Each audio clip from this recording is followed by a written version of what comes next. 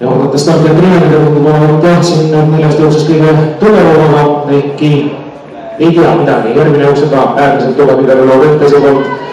See on neljasõna ja Mart Muru. Eestiga on Erik Kallaspolik, aga Erik Kallaspolik on lõpumeetrites saabki Markpoolst mööda ja võtab napi võidu. Tundub vähemasti siit ülevalt vaadates, aga fotofiniš, mis teha